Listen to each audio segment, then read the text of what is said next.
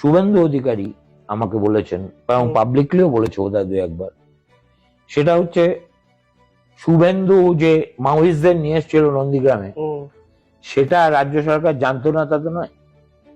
রাজ্য সরকারের কাছে সিআইডি আছে, আইবি আছে, ডিআইবি আছে, সর্বোপরি তখন একটা অটুট সিপিআইএম পার্টি আছে।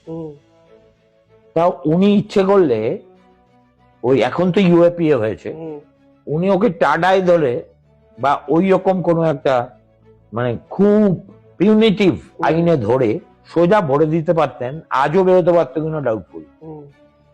উনি কিচ্ছুটি করেননি। একবার ডেকে শুধু শুভেন্দুকে বলেছিলেন, দেখুন আপনার বয়স কম, অনেক দূর যেতে হবে, আপনি এমন কোনো কাজ করবেন না যাতে আমি আপনার বিরুদ্ধে ব্যবস্থা নিতে বাধ্য হই। এর বাইরে একটি কথাও বলেন। আমিও তো সরকারে যখন ছিলাম তখন তো ওদের অনেকের বিরুদ্ধে অনেক অভিযোগ, অনেক মামলা। যিনি বলছেন তার বিরুদ্ধে কম অভিযোগ, কম মামলা ছিল, আমি তো একটাও পার্সু করিনি।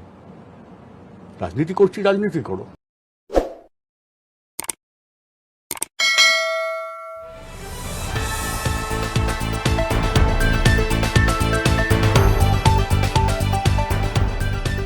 রংহীন সংবাদ আর অজানা তথ্যের জন্য দেখুন দিগদর্শন, 10-এর পাশে, দেশের সাথে।